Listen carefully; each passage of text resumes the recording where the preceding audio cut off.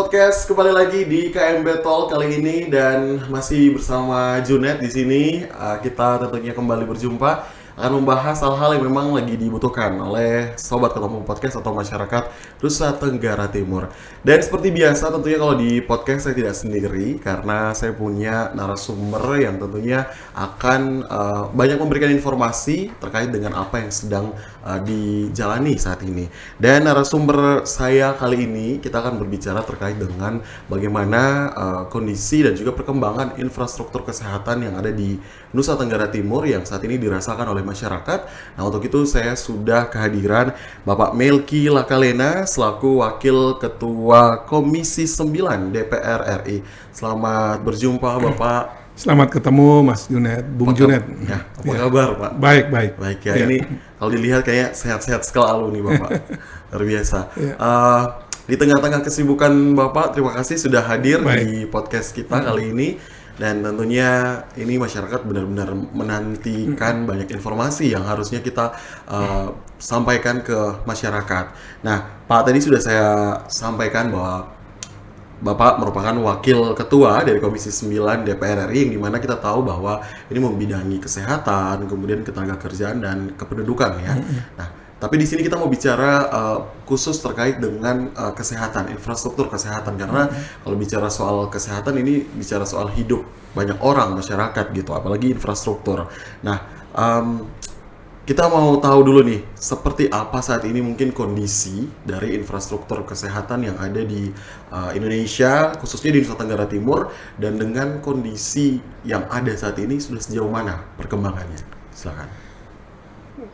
Baik, terima kasih Bung Junet dan semua pemirsa podcast ya, KBM Talk ya. Ya, KMB Talk ya. Kalau kita cermati memang Undang-Undang Kesehatan yang baru ini, yang kami baru selesaikan tahun lalu, saya sebagai Ketua Panjanya memimpin pembahasan intensif 3 bulan. Kami hasil Undang-Undang Kesehatan ini itu pesannya adalah kita ingin agar ada perubahan paradigma kesehatan dari mengurus orang sakit kepada lebih mau mencegah orang Indonesia, orang NTT itu tidak mudah sakit dan lebih tinggi tingkat derajat kesehatannya. Sehingga tentu infrastruktur kesehatan kita siapkan dalam paradigma ini. Kita ingin agar infrastruktur kesehatan kita itu memastikan agar orang-orang Indonesia, orang NTT itu tidak mudah sakit, lebih sehat, lebih mudah untuk menghadapi berbagai jenis penyakit, dan tentu kalau memang dia akhirnya sakit pun bisa kita urus dengan baik. Tapi lebih dominan kita mau mencegah orang tidak mudah sakit atau lebih meningkat kesehatannya. Sehingga memang infrastruktur kesehatan kita itu yang dulunya sangat berpusat pada rumah sakit sebagai infrastruktur yang paling dominan kita perkuat. Hari ini itu pemerintah Republik Indonesia melalui Kementerian Kesehatan dan Komisi 9 kita mendorong agar orang-orang itu lebih bisa tahu bagaimana cara menjaga kesehatan dengan cara kita perkuat sekarang itu di infrastrukturnya di paling terdepan itu di tempat yang kita sebut dengan fasilitas kesehatan tingkat pertama atau primer. Kita perkuat pustunya, puskesmas pembantu yang itu ada di satu desa ataupun gabungan 1-2 desa begitu. Kita perkuat juga puskesmasnya dan juga kita perkuat juga bagaimana alat kesehatan, sarana prasarana kesehatan dan juga SDM kesehatan di tingkat pertama ini, di pustu, di puskesmas dan sebagainya. Tentu juga pada saat yang sama karena kita tahu juga banyak masyarakat kita juga masih mudah sakit atau sering sakit, kita juga dorong agar rumah sakit yang punya pemerintah itu kita benahin kualitasnya, kita buat bagus dia punya sarana prasarana, kita tambah alat kesehatan yang memang mereka butuhkan, kita bangun berbagai gedung yang memang harus dipersiapkan untuk kita bisa taruh alat-alat kesehatan yang besar-besar yang bagus-bagus itu, dan juga kita persiapkan SDM kesehatan yang baik. SDM kesehatan itu artinya ada dokter umum, dokter spesialis atau subspesialis, dan juga ada teman-teman nakes yang memang kita butuhkan dalam berbagai urusan di rumah sakit, dan juga tentu tenaga pendukung kesehatan yang lain ya, yang juga kita mesti butuhkan. Itu kita perkuat terus terutama di tingkat pertama dan juga di rumah sakit. Oke. Nah, ini kan kalau kita bicara soal tadi yang disampaikan oleh Pak Melki terkait bagaimana memperkuat itu. Nah, tentunya butuh yang namanya komitmen ya, Pak Melki ya. Nah, seperti apa peran dari Komisi 9 ini dalam memperkuat komitmen pemerintah tentunya, karena kan Komisi 9 di sini hadir sebagai wakil dari kita, dari masyarakat itu kan. Nah, peran Komisi 9 terhadap memperkuat komitmen pemerintah dan juga bagaimana perannya ini untuk berkomitmen membangun infrastruktur kesehatan Indonesia khususnya di NTT. Jadi perannya seperti apa? Sejauh ini yang sudah kami lakukan sejak saya ada di Komisi 9 ya. Kami, ini periode pertama saya di DPR RI, dan langsung dipercaya oleh Pak Erlangga Hartarto selaku pimpinan saya sebagai wakil Ketua Komisi 9. Sejak awal, mulai masa COVID itu, saya merasa dan melihat bahwa komisi ini sangat strategis dan penting, di mana waktu zaman COVID itu kita mendorong betul bagaimana pemerintah dan masyarakat itu bisa bekerja sama melewati masa-masa COVID dengan baik. Kami waktu itu menerima sendiri kedatangan para WNI kita dari Wuhan yang datang di waktu itu di Natuna. Kami pergi jemput sendiri, tiba di Halim juga kami pergi peluk mereka, menunjukkan bahwa kita bersama mereka. Dan semasa dari mulai COVID itu kami betul-betul mendukung agar, dan kita melihat di NTT sendiri masih banyak kekurangan harus kita dukung. Kami dorong betul agar infrastruktur kesehatan di NTT ini bisa kita benahi dengan baik. Mulai dari saya ingat betul zaman COVID itu kita dorong bagaimana alat-alat yang dibutuhkan oleh rumah sakit di NTT, bukan cuma APD tentunya itu yang wajib ya, tapi ada termasuk misalnya kita dorong waktu itu CT scan dan berbagai alat-alat besar yang sangat dibutuhkan untuk penanganan berbagai penyakit ya, COVID dan pasca COVID waktu itu ke NTT. Dan setelah melewati masa COVID itu juga karena sebagai pimpinan Komisi 9 saya berkesempatan juga untuk membawa berbagai program juga yang ke NTT yang itu kita minta prioritas pertama di negeri ini. Misalnya waktu itu kami melalui Pak Terawan, masih pengen kesehatan Pak Terawan, kita bisa bangun rumah sakit umum pusat Ben Boy. Itu rumah sakit yang memang kalau menurut saya itu memang betul-betul itu Tuhan buka jalan benar ya. Waktu itu pilihannya kita antara kita waktu itu untuk kita kasih untuk rumah sakit Wesat Yohanes atau kita buat RSUP. Pak Terawan itu datang melihat lokasi RSUP, langsung udah kita bikin aja RSUP di sini. Sebentar, cuma 1 menit waktu diputuskan, kita pergi lihat sebentar, langsung kita bangun RSUP yang sudah berini megasan. Itu tidak pakai lobby yang aneh-aneh.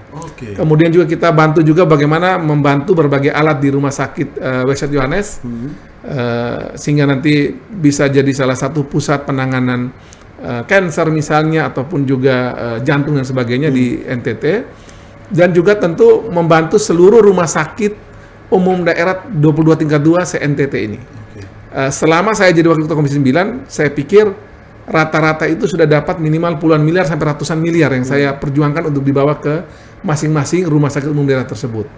Belum lagi saya hitung selama saya jadi wakil ketua Komisi 9 ini memang kita bersyukur dapat bantuan kurang lebih ada 7 rumah sakit Pratama. 7 rumah sakit Pratama yang dibangun selama saya menjadi wakil ketua Komisi 9. Dan ini semua saya pikir memang karena doa banyak orang, tentu Tuhan buka jalan, hasil komunikasi kami dengan para pihak di Jakarta juga jalan bagus, sehingga dengan berbagai macam kemudahan sebagai pimpinan Komisi 9 kita bisa bawa banyak program NTT.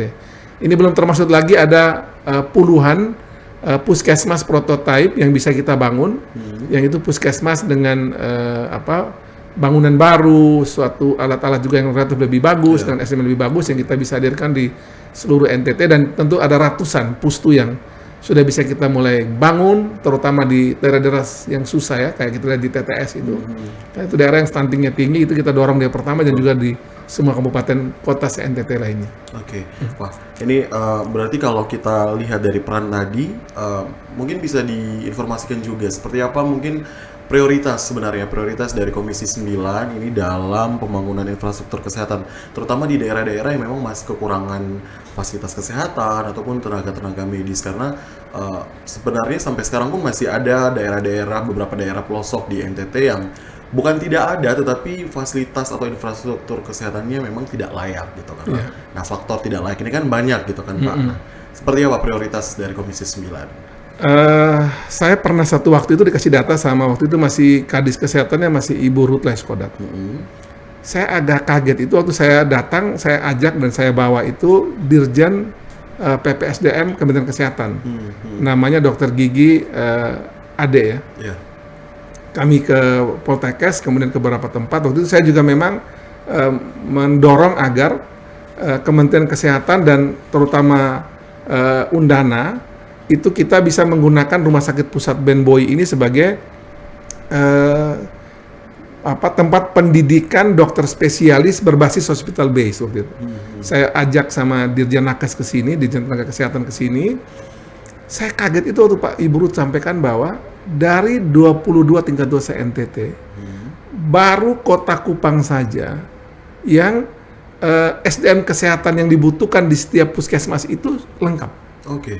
Di luar itu rata-rata di bawah 50% kurang lebih. Enggak, ini berarti pelayanan kesehatan yang kita nikmati di seluruh puskesmas di luar Kota Kupang ini itu sebenarnya kan SDM-nya itu masih belum memenuhi standar yang diharuskan. Ada 9 tenaga kesehatan, dokter umum, dokter gigi dan sebagainya itu, farmasis dan seterusnya, yang harusnya ada di satu pelayanan puskesmas gitu. Nah, kita masih kurang di bawah 50%, di luar Kota Kupang yang sudah memenuhi di atas 50%. Nah, gambaran ini ternyata kalau saya coba cermati, kan kita mesti membuat bagaimana agar SDM kesehatan itu bisa ada di setiap puskesmas itu dengan 2 pola. Satu, daerah bisa upayakan sendiri, tentu dengan segala keterbatasan. Saya lihat kita tidak mudah untuk membuat seperti itu sendiri karena daerah punya banyak keterbatasan.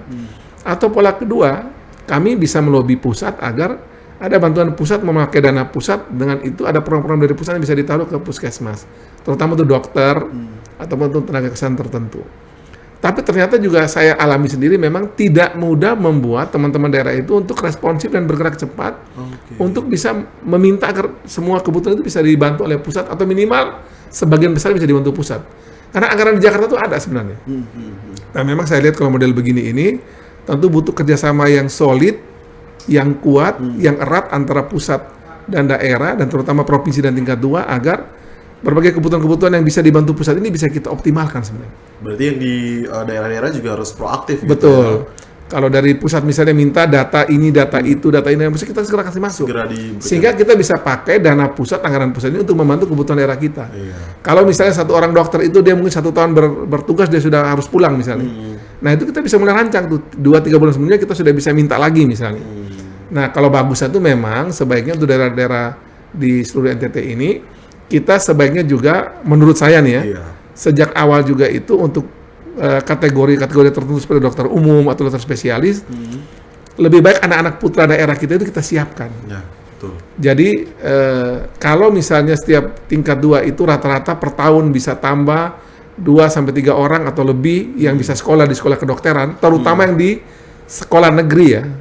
Itu sebenarnya kalau di sekolah-sekolah negeri itu, di luar yang swasta itu, ada program beasiswa dari Kementerian Kesehatan yang bisa diberikan bagi para mahasiswa-mahasiswa kedokteran yang sekolah di sekolah negeri. Dan itu bisa kami perjuangkan. Nah, tapi sekali lagi ini semua yang penting kalau menurut saya sih kita kerja sama-sama, kerja bareng-bareng. Ayo bangun NTT bareng-bareng, mestinya bisa. Oke. Boleh diminum dulu Bapak? Baik. Biar kita bisa lanjut lagi. Baik. Ini karena saya masih punya pertanyaan lagi nih Bapak, terkait dengan strategi. Jadi tadi sudah disampaikan peran dari Komisi 9, kemudian juga prioritasnya seperti apa. Nah, sekarang strategi yang diambil Komisi 9 dalam memastikan bahwa pembangunan infrastruktur tidak hanya merata tapi tepat guna. Nah, ini yang perlu disampaikan kepada masyarakat juga, karena memang masyarakat masih banyak yang keliru gitu, masih banyak yang mungkin salah menanggapi gitu. Nah, seperti apa strategi dari Komisi 9 itu? Ya, kalau kita ingin pastikan bahwa seluruh dukungan yang kita berikan itu bisa tepat guna, memang semua itu harus based on data yang benar ya. Dalam Undang-Undang Kesehatan yang kita sudah selesaikan ini, nomor 17 tahun 2023, yang polanya itu Omnibus Law, kita banyak sekali undang-undang yang kita leburkan di situ, disatukan di situ dan berarti tidak lagi berlaku tentunya. Salah satu hal terpenting dalam proses kita mendesain pembangunan kesehatan adalah ada yang disebut dengan yang namanya RIBK. Itu Rencana Induk Bidang Kesehatan di mana di RIBK ini, itu kami di pusat itu, dalam Undang-Undang Kesehatan ini, kita minta agar Kementerian Kesehatan menjadi lead, menjadi pemimpin dari pembahasan berbagai program kesehatan selama 5 tahun ke depan, yang itu harus dibuat secara terukur, melibatkan berbagai pihak terkait, dan kemudian itu bisa dipastikan bahwa uang dan program itu bisa tepat sasaran. Jadi misalnya begini, kita ingin menurunkan angka stunting di tanah air. Itu kan seluruh daerah teriak stunting, NTT masih yang tertinggi persentasenya.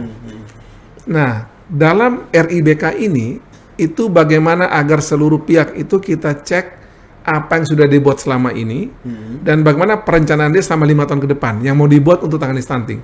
Di pusat nanti itu, baik itu Kementerian Kesehatan, TNI Polri yang juga punya ada pelayanan kesehatan, BUMN dan sebagainya, itu kita ingin semuanya disinergikan ke situ. Juga pemerintah provinsi dan tingkat 21 Republik ini juga di NTT kita minta mereka juga untuk duduk bicara di situ. Lalu kemudian kita breakdown, kita turunkan bagaimana program itu dilakukan oleh masing-masing pihak dari mulai pusat sampai ke daerah, dari pemerintah maupun swasta. Nah, dengan demikian kalau semua orang bisa duduk bersama, kita sepakati yang nama RIBK ini, Rencana Induk Kesehatan ini semacam kayak zaman dulu tuh GBHN, yang menjadi panduan bagi kita untuk menyelenggarakan program kesehatan di daerah. Nah, kalau ini semua kita lakukan dan ini pasti harus based on data, mudah-mudahan yang selama ini kita sering kali mengeluh ya, anggaran kita untuk stunting ini kok besar sekali, tapi kok kurang tepat sasaran atau tidak tepat sasaran, karena kemarin kan Pak Jokowi juga kritik kan, ada uang 10 miliar, 50%-nya dipakai buat sosialisasi, yang lainnya dipakai buat evaluasi, yang dipakai benar buat si penderita ataupun korban stunting ini cuma misalnya 20-30%, kan sayang sekali. Nah, itu ke depan tidak boleh lagi terjadi sehingga nanti dia lebih tepat sasaran kepada yang membutuhkan. Ini contoh satu tadi kasus stunting, bisa juga yang lain ya. Ada mungkin TB, demam berdarah, dan sebagainya, itu bisa dengan pola yang sama. Tapi apakah standarnya hanya pada penyerapan anggaran itu atau ada standar lain untuk RIBK ini dia bahas semua nih. Rencana Induk Bidang Kesehatan ini dia membahas sekaligus seluruhnya. Dia akan memetakan masalah di situ. Dia akan mencari dan menemukan dan mengidentifikasi siapa buat apa, bagaimana dan kapan sebenarnya dievaluasi di situ. Lalu kemudian dia akan nanti merumuskan bagaimana program dan kerja bersama ke depan dari mulai pusat sampai ke daerah.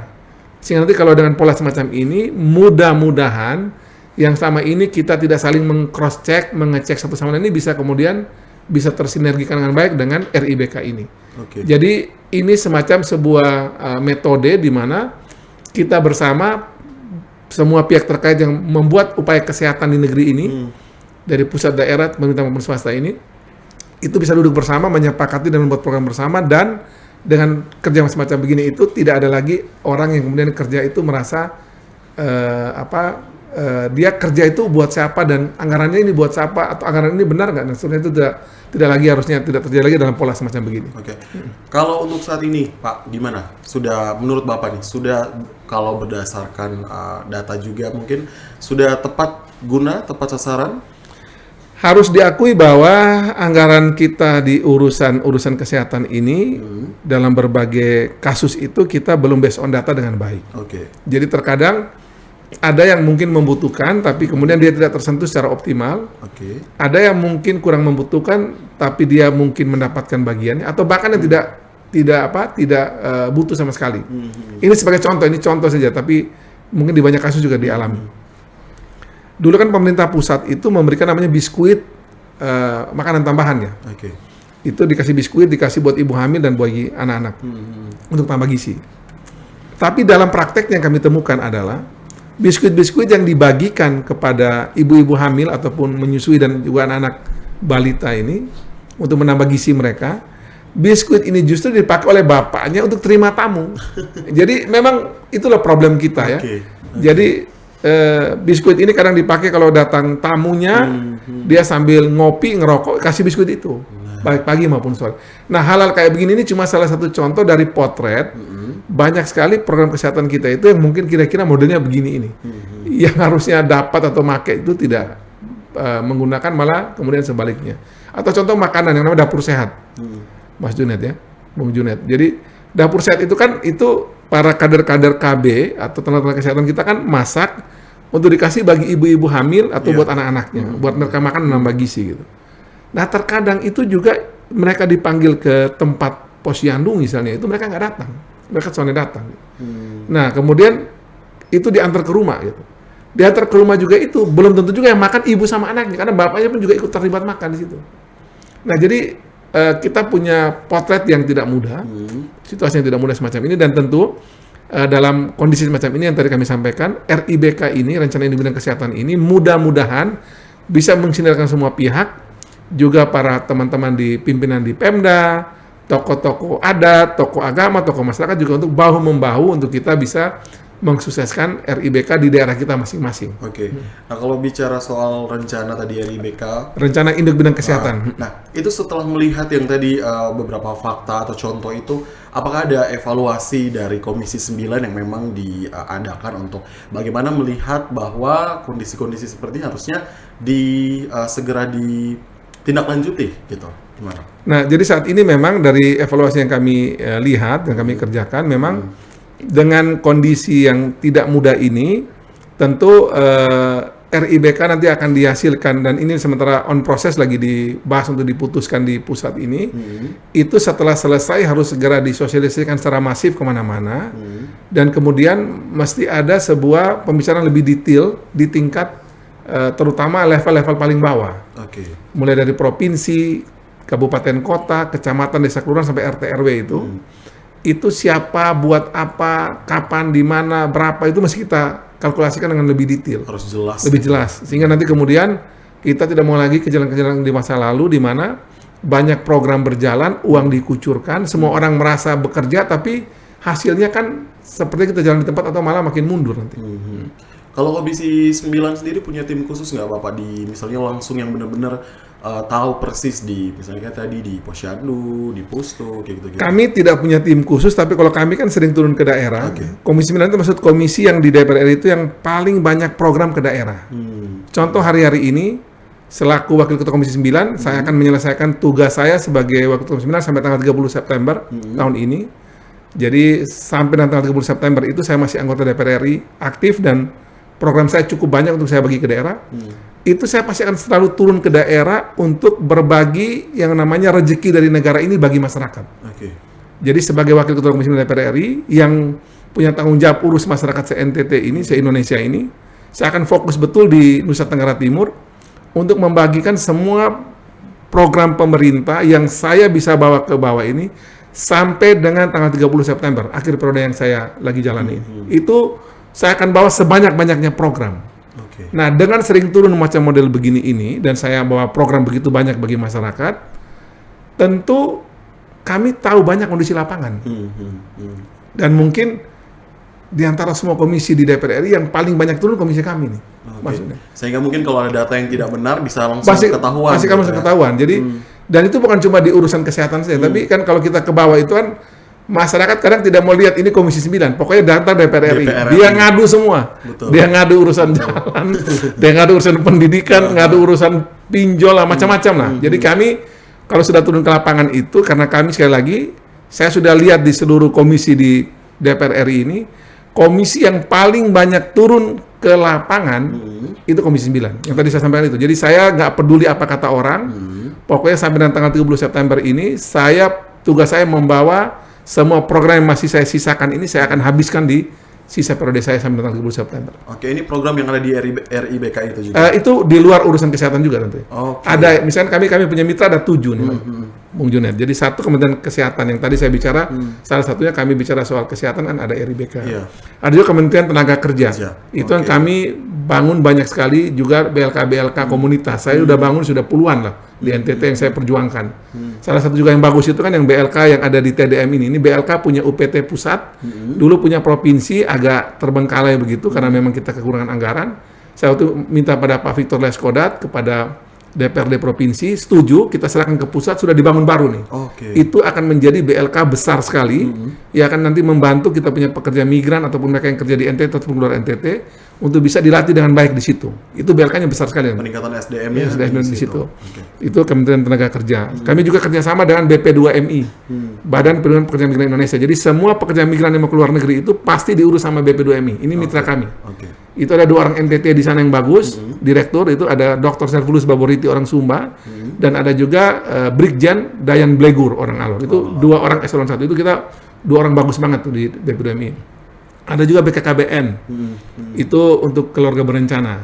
Ada juga yang namanya Badan POM, itu Badan Pengawasan Obat dan Makanan. Itu juga dia memastikan kita punya konsumsi makan minum yang di minuman berkemasan itu, obat-obatan, kosmetik, obat tradisional itu berarti aman, bermutu, berkhasiat. Kemudian yang ke-6 itu kami juga bermitra dengan BPJS Kesehatan, itu yang hampir seluruh Republik ini mereka sudah menjadi pesertanya. Di NTT juga hampir semua sudah jadi peserta. Yang ke-7 adalah dengan BPJS Tenaga Kerjaan. Nah, jadi 7 mitra saya ini kan programnya banyak sekali. Jadi ini uji kuat dan saya punya badan aja. Jadi saya akan turun terus untuk bagikan ini bagi rakyat NTT karena ini adalah hak mereka yang harus saya bawa betul kemana-mana. Sampai nanti di tanggal 30 September. Sampai 30 September. Itu periode saya berakhir di situ. Jadi saya akan bawa terus ke daerah biar masyarakat mendapat keuntungan dari posisi saya sebagai DPR RI. Itu yang saya bawa terus sampai dengan selesai DPR. Baik. Berarti ini sisa waktu ini dimanfaatkan, dioptimalkan gitu ya, Pak ya.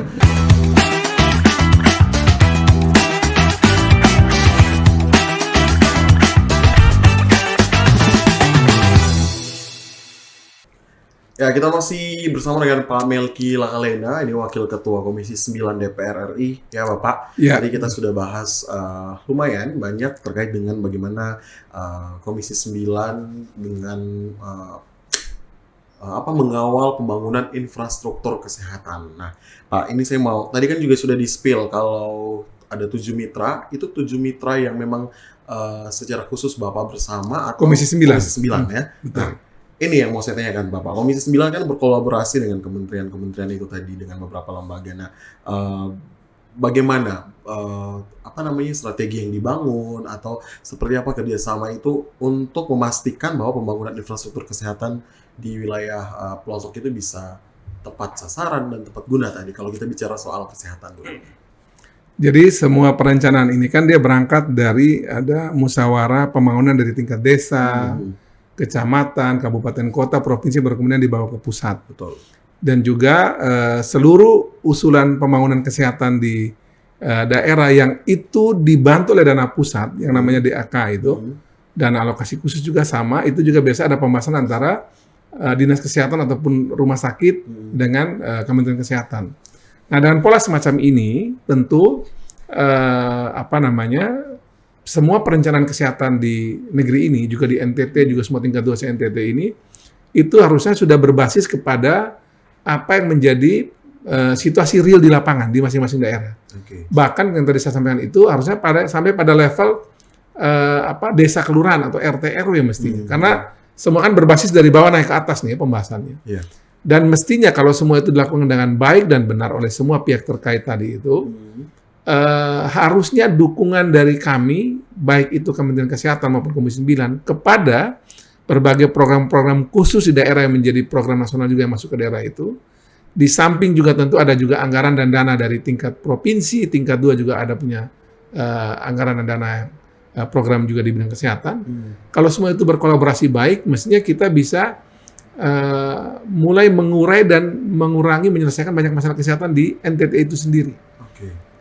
Bahkan dari luar urusan pemerintah pun juga swasta bisa masuk.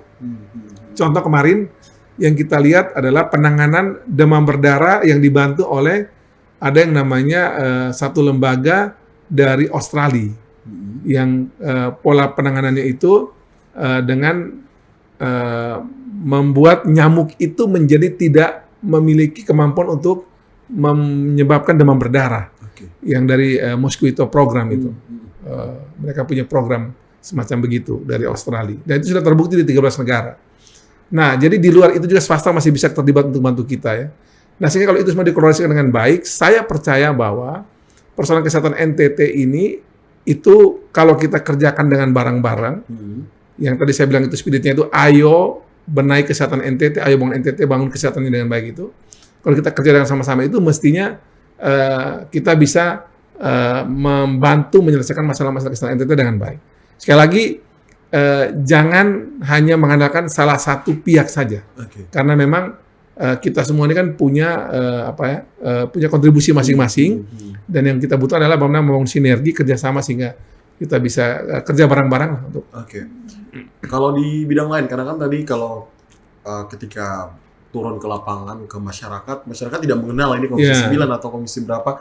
Nah, untuk bidang lain sendiri kerjasamanya bagaimana, kemudian untuk bisa sampai ke masyarakatnya itu bagaimana, Pak? Ya, jadi kadang juga kalau kita ke masyarakat itu kan, ya masyarakat itu terutama kalau DPR RI kan mereka jarang bertemu ya. Tidak banyak anggota DPR RI yang turun ke lapangan, saya tahu tidak banyak. Kalaupun nanti turun juga itu mungkin terbatas ya.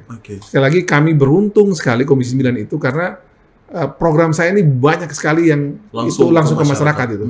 Yang masyarakat bisa dapat makan minum, bisa dapat uang transport, bisa dapat baju. Dan itu saya merasa itu tanggung jawab saya untuk saya mesti bagi sebanyak-banyaknya bagi masyarakat NTT. Kan itu haknya mereka gitu. Harus saya turun terus sampai ujung periode jabatan saya ini biar saya bagi semua buat mereka, biar mereka mendapatkan manfaat langsung dari kehadiran saya. Di luar itu tadi yang saya sampaikan, tentu kalau mereka minta yang lainnya ya kita juga coba cari bagaimana cara bantuannya. Contoh ya, saya ini kan bukan Komisi 10 yang urusan dengan beasiswa-beasiswa ini. Beasiswa itu Komisi 10. Itu ada Bu Anita Ga di situ, ada Pak Andre Parera di situ. Teman-teman saya dari partai yang lain ya, tapi mereka di Komisi 10. Kalau bicara soal menyangkut beasiswa, mereka punya bagian itu. Mulai dari SD, SMP, SMA, dan sampai dan perguruan tinggi. Nah, kalau orang minta saya tentang beasiswa, ya saya kontak saya pun teman-teman yang juga di Komisi 10. Saya dulu pernah bagi 2.000 beasiswa lebih. Kalau mungkin Ibu Anita sama Pak Andre Ugo Pareda mungkin mereka bisa puluhan ribu itu, mungkin di atas 50.000 kan. Karena itu komisi mereka. Saya bagi 2.000 aja waktu itu beasiswa yang saya dapat bantuan dari teman-teman di luar Ibu Anita, di luar Pak Andre Parera. Itu saja masyarakat sudah sangat terbantu ketika mereka minta kita bisa bagi. Itu saya minta kayak macam kami itu bertukar program lah. Program saya di Komisi 9 teman saya bagi di dia punya dapil. Dari dia punya saya ambil ke saya bagi di NTT untuk di dapil saya di sini. Dan juga yang lain. Tentu kayak pertanian juga pernah misalnya suatu waktu ada yang minta tentang pertanian, saya minta teman saya di Komisi 4 itu komisi yang berarisan dengan urusan pertanian, saya bisa kasih traktor, bisa kasih traktor, bisa kasih bibit dan seterusnya pupuk. Itu kami mesti bertukar program dengan teman-teman lain, kemudian kami kasih yang meminta gitu. Atau ada juga mungkin untuk meminta jalan. Saya ketemu Menteri Bappenas, saya minta beliau, kemudian saya bawa si bupatinya atau kepala dinas saya ketemu dengan Pak Kepala Bappenas, kepada Menteri PUPR, kepada komisi terkait, dapat juga jalan untuk kemudian dibangun. Jadi tentu kalau sudah ketemu masyarakat dia minta apa saja itu kita tidak bisa tolak. Nama itu kita punya. Ya kita coba perjuangkan. Juga misalnya ada permintaan untuk membangun rusun ini, rusun itu, ya kita coba perjuangkan semampu kita.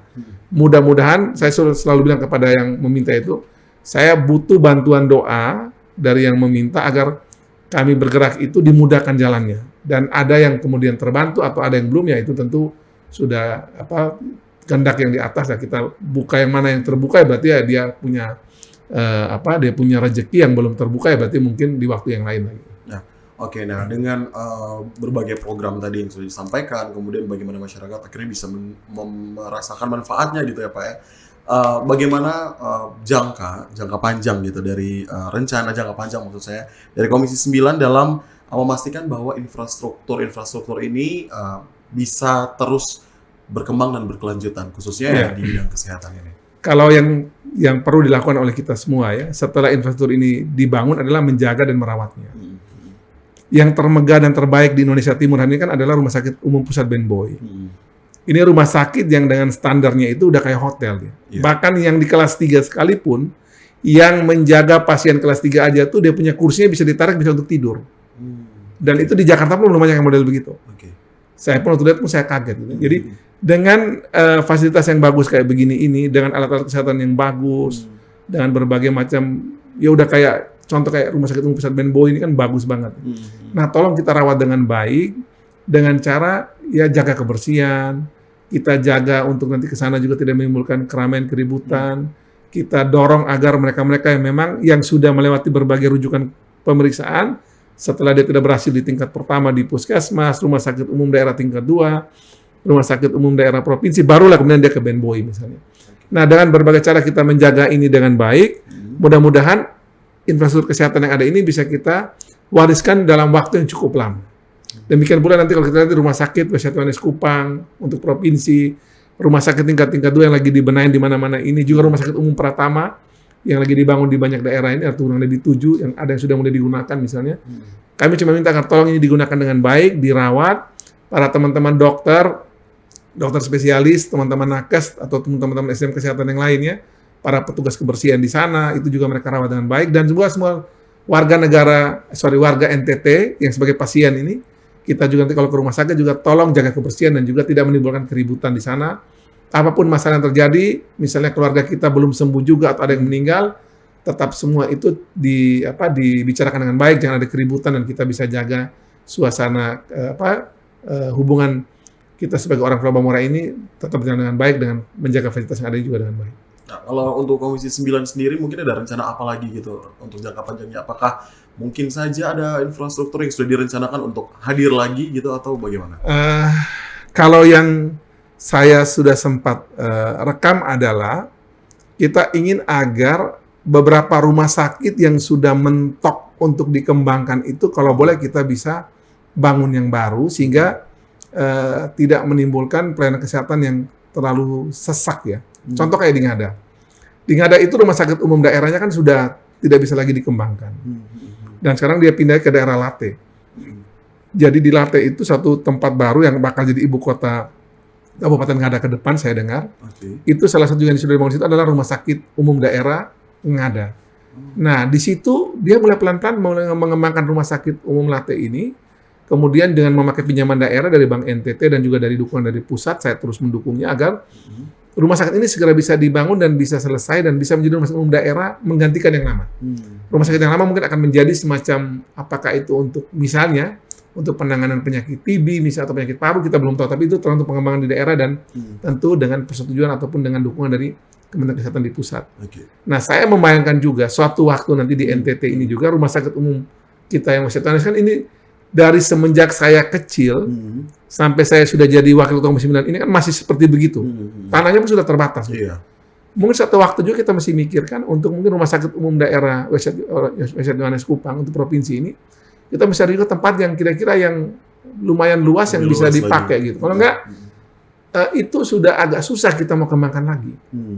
Jadi saya membayangkan bahwa untuk ke depan ini yang perlu kita benahin juga adalah rumah sakit umum daerah yang memang dari segi pengembangannya sudah sulit. Itu mesti kita coba mulai pikirkan membuat yang baru. Saya dengar juga nanti di Manggarai, kebetulan saya dengan Pak Menteri Kesehatan waktu itu dan Pak Bupati kami sudah ngobrol juga. Di Manggarai juga itu kita akan membuat juga mungkin di luar yang ada sekarang. Jadi kita mau membuat lagi lokasi baru sehingga mungkin rumah sakit yang lama nanti dengan tugas khusus untuk urusan yang lain, tapi rumah sakit lokasi baru itu kita bikin yang bagus, yang lebih lapang sehingga nanti pengembangan ke depan pelayanan kesehatan jauh lebih bagus dan lebih nyaman.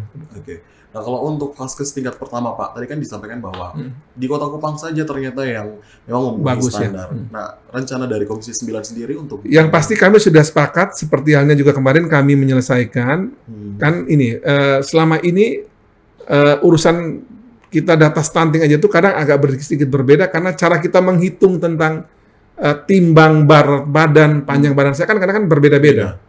Contoh dulu waktu saya sampai tahun 2022 itu saya ya 2022 kalau nggak keliru, itu kita masih nimbang anak itu masih pakai dacin. Jadi bayangkan mungkin saya rasa juga mungkin Mas Juned juga alami, Bung Juned alami juga.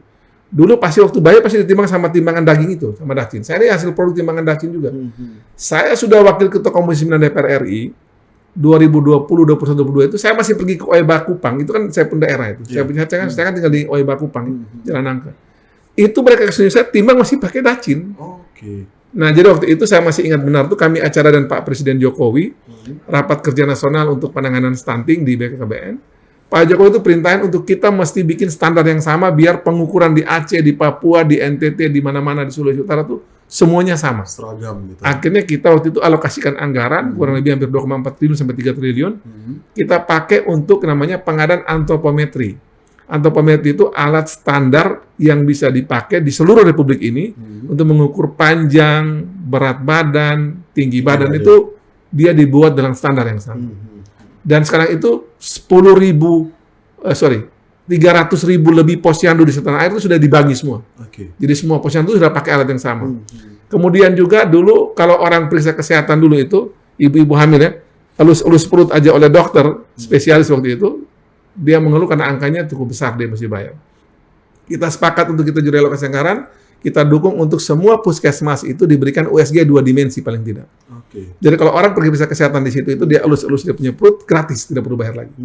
Dan sudah sangat berguna bagi masyarakat kita, dan itu dua hal yang kemudian sangat membantu sekarang kita bisa mendapatkan angka untuk melihat perkembangan tumbuh kembang anak yang melalui USG itu bisa dilihat baik, termasuk dengan antropometri tadi itu bisa kita untuk memakai di posyandu. Di luar itu, kami juga dengan teman-teman di Kemenkes sudah sepakat bahwa dalam tahun-tahun ini maupun beberapa tahun ke depan ini kita akan kembangkan yang namanya layanan kesehatan primer di Pustu terutama. Jadi Pustu satu republik ini akan kita perkuat. Di NTT sendiri yang paling beruntung itu adalah Timur Tengah Selatan. Saya kebetulan memang karena itu daerah yang saya punya, daerah yang paling banyak memberikan dukungan buat saya di pemilihan legislatif kemarin. Saya juga mendorong agar di TTS, dan dia juga daerah paling susah ya karena stunting tinggi ya. Kita dorong agar di sana itu yang paling awal mendapatkan pelayanan kesehatan. Jadi dia sudah ratusan pustu dibangun di TTS. Itu fisiknya diperbaiki atau dibangun baru. Kemudian dikasih alat kesehatan yang memadai dan juga tenaga kesehatan juga yang bekerja di situ untuk menangani masyarakat di tingkat pertama di desa. Nanti akan dibentuk se-NTT. Satu republik juga akan bikin yang sama. Tapi karena saya waktu Komisi 9, saya mulai dulu dari daerah yang dekat dengan saya dulu. Kan juga anggaran masih terbatas. Kita benar TTS, nanti Kabupaten Kupang, dan satu NTT lah kita mau buat juga yang sama. Itu kita punya rencana ke depan yang mau kita buat bagi negeri ini, bagi Indonesia maupun bagi NTT, agar kalau layanan kesehatan kita di pustu-pustu ini sudah bagus, mudah-mudahan masyarakat kita itu bisa tahu dia status kesehatan. Karena kami itu begini, Komisi 9 ya, undang-undang kesehatan ini ya, lebih baik orang itu tahu dia dalam suasana kesehatan seperti apa, daripada tidak tahu, tiba-tiba langsung dia sudah mendadak sudah stadium 4 cancer. Tiba-tiba sudah penyakit jantung, tiba-tiba sudah diabetes dan sebagainya. Nah, dengan kalau pustu ini dia sudah aktif, sudah bisa digunakan dengan baik, orang itu bisa tahu status kesehatan. Anda sudah pada posisi prediabetes misalnya. Tekanan darah Anda tinggi, berarti salah makan nih, mungkin terlalu banyak garam dan sebagainya. Atau bisa dicek, kalau dia, ini ada indikasi, Anda ini ada kanker serviks nih, coba cek di puskesmas, IVA tes dan sebagainya. Jadi, screening ataupun deteksi dini itu sekarang kita dorong untuk seluruh masyarakat kita, nanti Bung Junet, saya pun juga bisa, dan semua kita di NTT dan di Indonesia, bisa menggunakan itu dengan baik dan gratis, tidak perlu dibayar. Itu yang kami dorong. Nah, kemudian ini yang kembali lagi nih, paradigmanya kita harus paradigma sehat. Karena kan sekarang masyarakat sakit dulu baru ke fasilitas kesehatan. Nah, salah berarti sehat pun harus gitu. Tetap cek. Kita seperti yang tadi dibilang kaget-kaget stadium 4 gitu kan. Dan sekarang banyak nih Bung Junet, sekarang saya lihat ini, saya kan keliling NTT dan se-Indonesia saya keliling ya, kemana-mana ya. Itu saya temukan bahwa banyak orang itu sekarang ini banyak mati mendadak. Dan itu bukan 1-2, banyak kejadian itu. Orang bilang kalau dia sakit mendadak itu langsung meninggal tiba-tiba, ini karena orang suanggi dia. Itu bukan, karena memang dia numpuk, dia punya penyakit. Coba bayangin, dia mau sehat tapi dia punya kelakuannya sakit. Merokok ukur kuat, miras ukur kuat, begadang ukur kuat, makan diambil lemak-lemak terus. Kalau pesta itu pergi jam 9 malam, pulang jam 6 pagi. Stres ukur kuat, semua dia tumbuk habis. Tidak pernah pergi ke vaskes lagi. Tidak pernah cek kesehatan. Nah, tiba-tiba badan sudah segala macam masuk. Satu kali sakit langsung suka bumi memang. Nah, itu yang sering dialami. Itu yang kita dorong agar orang jangan dia merasa dia sehat, tapi ya sebulan sekali mungkin tensi darah, cek gula darah dan sebagainya. Rutin ya. Harus. Oke. Nah, Pak Melki, kalau kita bicara soal infrastruktur dan juga SDM untuk nakesnya, apakah sejauh ini imbang antara infrastruktur dan nakes kita, atau mungkin ada ketimpangan gitu? Kalau saya melihat sih, nakes kita untuk kategori tertentu kan sudah cukup banyak ya kita. Kita ini punya banyak perawat ya, terutama bidan, tapi perawat paling banyak. Juga mungkin tenaga-tenaga kesehatan lain juga sudah, kan saya lihat di Poltekkes itu kan dia produksi terus ya. Sanitarian, ahli-ahli rekam medik dan sebagainya. Nah, memang kita punya infrastruktur sebenarnya kita terus bangun, tentu juga butuh teman-teman SDM kesehatan. Tapi untuk beberapa jenis SDM kesehatan itu kita sudah punya jumlah yang relatif lebih. Dan menurut saya, kita mulai harus memikirkan sekarang, teman-teman yang sebagai lulusan kesehatan ini mulai memikirkan bahwa jangan semuanya berharap jadi PNS atau jadi P3K misalnya. Mereka juga harus mulai mengembangkan sektor-sektor yang bersifat privat, yang bersifat swasta begitu, untuk pelayanan kesehatan yang itu bisa mereka kembangkan sendiri. Saya tahu ada beberapa teman-teman yang bikin semacam klinik, yang mereka semacam caregiver gitu ya, ngurus orang tua, atau ngurus bayi misalnya. Dan menurut saya itu oke gitu. Saya ini kan baru pulang, misalnya contoh, saya baru pulang dari mimpin Komisi 9 dari Los Angeles, Amerika ya. Saya baru tiba pada hari Sabtu nih di Jakarta, langsung terus ke sini. Selama seminggu di Amerika Serikat di Los Angeles, saya terkaget-kaget ketemu dengan banyak sekali orang yang mengatakan bahwa kita nih butuh nurse dari Indonesia. Dan mereka sudah mau batasi dari Filipina. Karena Filipina itu di Los Angeles mereka ada 2.000 orang, 2 juta orang, dan sudah dibatasi oleh pemerintah Amerika. Dia mau dari Indonesia gitu. Nah, kita dari Indonesia sendiri banyak banget nih, bukan cuma dari NTT, banyak banget perawat yang menurut saya bagus-bagus, tinggal disiapin Inggrisnya. Dan itu di Amerika saya baru angkanya gila ya. Ada ini orang mantan politisi dia, DPRD. Kalah DPRD dia ke Amerika, kerja 3 bulan dia bilang gue nyimpen 200 juta. Dia bilang. 3 bulan kerja di bagian klinik, dia simpan 200 juta. 200 juta. Wow. Dan dia bilang, Pak Mel, ini kalau ada teman-teman nurse mau ke Amerika, dan kita atur ya mereka kerja untuk urus orang tua dan semacam begitulah, atau aja kerja klinik, lumayan kok. Nah, cuma memang sekali lagi, ya kita mesti siap dengan baik lah. Nanti ini BLK kalau sudah jadi, teman-teman nanti yang bergerak di sektor pekerja migran ini betul-betul ngurus dengan serius, semua yang dibutuhkan itu dilengkapi dengan baik. Dan ya yang saya lihat di LA itu salah satu aja, tapi saya tahu di banyak negara tuh orang meminta kita punya nurse dari Indonesia tuh tinggi sekali. Nah, mungkin nanti BLK ini menjadi pusat peningkatan kualitas SDM kita gitu ya.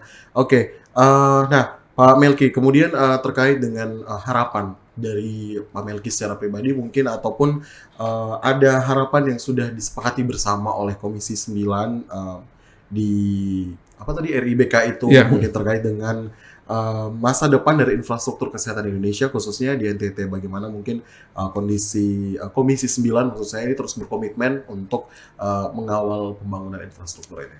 Ya, nanti ke depan menurut kami setiap rumah sakit umum daerah, setiap puskesmas klinik ini atau pustu ini juga akhirnya mesti punya kekasan khusus ya. Kita mulai aja misalnya dari satu pustu tertentu. Misalnya satu pustu di desa, ada salah satu desa saya lupa persis namanya itu di Timur Tengah Utara. Desa itu ternyata saya itu pergi dengan mitra saya waktu itu dengan Badan POM kalau nggak salah. Saya baru tahu desa itu ternyata berkembang dengan sangat baik. Mereka bisa kembangin obat tradisional yang bisa bantu orang yang kanker payudara pada stadium awal. Dan itu dikembangkan oleh para pengobat tradisionalnya, dan ada suster di situ. Yang suster-suster di situ juga bersama pengobat tradisional ini mereka merawat dengan baik orang-orang stadium awal, stadium 1 misalnya atau stadium 2 begitu. Dan sampai sembuh. Sudah ada beberapa orang yang sembuh dengan ramuan tradisional, obat tradisional yang mereka berikan. Nah, saya waktu pernah ngomong sama teman-teman Balai POM dan teman-teman para peneliti ya, kalau bisa ini diteliti gitu. Kalau andai kata pustu di situ bisa juga menjadi salah satu pustu dengan model pengembangan untuk pengobatan kanker payudara stadium awal ini menarik sebenarnya. Jadi satu itu bicara level pustu. Kalau level puskesmas juga mungkin kurang lebih yang sama. Saya pernah juga waktu itu ke Lelogama kalau nggak salah. Itu juga ternyata ada juga pengobatan tradisional di situ. Nah, saya membayangkan kalau kita bangun puskesmas prototipe itu kurang lebih sekitar 7-8-9 miliar lah gitu. Selain pengobatan modern yang selama ini sudah kita pakai, yang kita pergunakan ini, ada juga ruang di mana ada pengobatan tradisional juga yang ada di situ. Kita bisa bisa kolaborasi karena itu menjadi kekuatan di tempat itu bagi daerah tersebut. Demikian pula rumah sakit. Rumah sakit atau NTT ini nanti akan dibagi-bagi mana yang misalnya dia untuk urusan selain rumah sakit umum, secara umum juga ada yang mungkin dia spesialis di bidang mungkin cancer. Atau ada yang spesialis di bidang jantung. Ada mungkin spesialis di bidang stroke misalnya, atau di bidang uronefrologi dan sebagainya. Jadi setiap mulai dari pustu, puskesmas, rumah sakit, infrastruktur kesehatan kita ini, mereka tuh punya keunggulan-keunggulan yang bersifat khas yang membuat orang juga kalau saya mau kepingin berobat secara umum, tapi juga ingin mendapatkan ada kelebihan tertentu itu, saya mesti ke sini. Contoh juga misalkan Labuan Bajo. Sekarang kan berkembang dengan sangat baik Rumah Sakit Komodo yang saya juga ikut terlibat mendorong mereka menjadi semacam rumah sakit medis, wisata medis. Jadi orang itu pergi wisata di Labuan Bajo, tapi sekaligus juga dia bisa menikmati namanya wisata medis gitu. Jadi rumah sakit Komodo ini, mereka tuh juga bisa melayani misalnya untuk pengobatan, misalnya operasi jantung terbuka, misalnya ya. Kemarin saya telepon Sekjen Kemenkes, dia lagi Labuan Bajo, kata dia, itu lagi ada operasi pertama, operasi jantung yang dibuat oleh rumah sakit Komodo gitu di Labuan Bajo. Nah, jadi saya membayangkan ya, kalau andai kata kita bisa buat keunggulan yang bersifat spesifik dari mulai pustu-pustu tertentu yang memang punya kemampuan itu, tentu tidak semua ya. Demikian pula puskesmas dan juga rumah sakit. Jadi ada yang mandatori Kemenkesnya dia kerjain untuk berbagai bidang-bidang tadi, tapi juga potensi lokalnya juga bisa dia taruh di situ. Nah, itu yang saya ngebayangin, kalau kita bisa padukan itu menarik. Kita bisa udah kayak Cina nantinya. Cina itu kan dia paduin antara pengobatan timur, yang itu kekhasan mereka di Cina, dengan pengobatan modern. Dan itu menjadi sesuatu yang membuat pengobatan di Cina hari ini menjadi salah satu yang terbaik yang banyak orang cari. Jadi di mana tradisional bisa berdampingan dengan medis itu. Nah, jadi memang karena kita tidak bisa pungkiri juga gitu ya Pak, karena ada memang beberapa obatan herbal yang bisa. Banyak juga yang bagus. Banyak yang bagus. Dan gitu. Itu memang berangkat dari ini, Bung Juno. Jadi berangkat dari dua mazhab besar pengobatan di dunia. Jadi kalau pengobatan modern itu yang kita kenal itu dari Hippocrates. Kemudian pengobatan timur itu yang lebih ke soal pengobatan yang bersifat lebih ke kedekatan emosional atau pendekatan personal itu ada di Ibnu Sina. Nah, dua-dua ini memang kadang dia terpisah terus nih. Orang disuruh cari sendiri. Tapi kalau bisa kita paduin satu kan nggak salah. Nah, itu juga kami mau rancang di Jakarta agar walaupun itu adalah institusi medis ini yang dia turunan dari Hippocrates ini, kita bisa ambil juga Ibnu Sina bisa gabung di situ. Dan membuat kita di NTT juga bisa menjadi salah satu contoh yang bagus. Benar. Saling mengisi, betul. Nah itu kalau kita bicara soal infrastruktur kesehatan, tadi kita sudah bicara banyak. Tapi kan kita di sini Pak Melki sebagai wakil rakyat saat ini yang duduk di Komisi 9 juga tentunya menjadi salah satu figur yang punya pandangan-pandangan tersendiri terkait dengan apa yang saat ini memang terjadi di Nusa Tenggara Timur, mungkin dari segi pendidikan, segi ekonomi. Nah, dari pandangan Bapak secara pribadi, NTT saat ini berada di posisi seperti apa? Ya, NTT ini sebenarnya sebagai sebuah provinsi tentu ukuran-ukuran pemerintahnya sudah dibuat ya. Indeks pembangunan manusia, ukuran pendidikan kita, kesehatan, kemajuan ekonomi dan sebagainya, tentu ada ukuran-ukuran pemerintahan yang sudah dibuat, dan memang kondisi kita tentu masih perlu kita mengejar banyak ketertinggalan. Nah, tapi juga di tengah situasi yang tidak mudah bagi kita ini, kita juga punya banyak potensi juga yang istilah saya masih potensi tidur. Potensi tidur itu bukan cuma alamnya saja, tapi juga adalah manusianya sebenarnya. Jadi orang NTT itu sebenarnya punya banyak potensi, manusianya terutama ya. Tapi potensi sebagai sesama manusia NTT ini, ataupun orang-orang yang mencintai NTT ini, itu belum kita jahit dengan bagus, sehingga bisa saling bersinergi untuk saling membesarkan. Kita masih termasuk kategori daerah yang keberhasilan itu lebih kepada keberhasilan individu ataupun kelompok terbatas gitu. Belum sebagai sebuah desain di mana komunitasnya ataupun orang-orang NTT secara umumnya itu saling membesarkan. Namun saya ke depan PR besar kita ada di situ. Bagaimana membuat agar orang-orang NTT yang punya potensi-potensi unggul ini itu bisa direkatkan, bisa dijahit, dipersatukan, sehingga kalau semua orang-orang NTT yang bagus ini bisa berhimpun bersama, bergandengan tangan, mudah-mudahan banyak persoalan itu yang tadi kita lihat masih belum baik itu bisa kita bereskan, termasuk juga mengoptimalkan berbagai keunggulan-keunggulan ada di Nusa Tenggara Timur. Karena saya sering juga mutar-mutar berbagai negeri ya di dunia ini, saya lihat bahwa nggak hebat-hebat amat tuh negara luar dibanding potensi yang kita miliki. SDM juga nggak hebat-hebat amat tuh. Tapi mungkin yang dia berhasil adalah dia berhasil membuat sebuah kultur, sebuah suasana di negaranya ataupun di daerahnya, di mana orang-orang terbaik itu bisa menjadi sukses dan memberikan pengaruh yang besar kepada daerah itu atau pada negara itu. Nah, hal ini harus kita lakukan. Gitu. Kita mesti tinggalkan Dan jangan dipakai lagi itu urusan menyangkut urusan primordial ya. Kita mesti memilih orang itu karena urusan primordial. Dia suku saya, agama saya, keluarga saya. Jangan itu, lupakan itu. Tapi carilah orang-orang terbaik yang kita lihat memang punya kapasitas untuk mengurus kita dengan baik. Betul. Dan juga semua orang-orang bagus yang ada di mana-mana itu juga tolong kita jahit dengan baik. Yang sukses di NTT, yang sukses di berbagai daerah di luar NTT, yang sukses juga menjadi orang-orang NTT di luar negeri sana, itu mesti kita jahit dengan berbagai potensinya sehingga kita bisa bareng-bareng untuk ngurus NTT ini secara bersama-sama. Mungkin terakhir sebelum kita closing, untuk menjawab itu, figur pemimpin seperti apa yang dibutuhkan masyarakat NTT saat ini? Ya, dia yang mampu untuk menjahit mimpi bersama banyak orang, pemimpin yang juga mampu untuk menjadi orang yang bisa dipercaya dan bisa membuat semua potensi itu bisa bergerak bersama, dan juga pemimpin yang menurut saya bisa menjadi contoh bahwa dia bekerja, berbicara, dan juga bergandengan tangan dengan banyak orang. Karena NTT ini cuma bisa diurus oleh orang-orang yang memang punya mimpi yang baik, yang bisa menjadi mimpi bersama kita semua, mempunyai juga kehendak baik juga untuk bergandengan tangan dengan semua pihak, dan juga tentu dia mampu merealisasikan janji dan juga mimpi dia itu kepada banyak orang tersebut. Dan itu syaratnya saya kira terutama adalah dia bisa berhubungan baik dengan banyak orang tadi, dan juga tentu dengan para pemimpin negeri ini dan Pak Presiden dan jajaran Pak Wapres dan para jajaran kabinet dan semua pihak-pihak swasta lain, dia juga mampu untuk bergandengan tangan dengan mereka semua. Dan bergandengan tangan itu semua menurut saya baru kita bisa bersama-sama ngurus NTT ini dengan baik. Iya, bersinergi gitu. Bersinergi. Ya, Pak, ya. Oke, baik, terima kasih kalau gitu Pak Melki, selalu diberikan kesehatan untuk terus mengawal perubahan di Nusa Tenggara Timur, pembangunan yang ada saat ini. Mungkin kita berharap ke depan akan ada figur pemimpin NTT yang bisa menjawab itu. Amin, ya, amin, ya? amin. Oke. Dan Sobat Ketemu Podcast, demikianlah bincang-bincang kita dengan Pak Melki sebagai Wakil Ketua Komisi 9 DPR RI.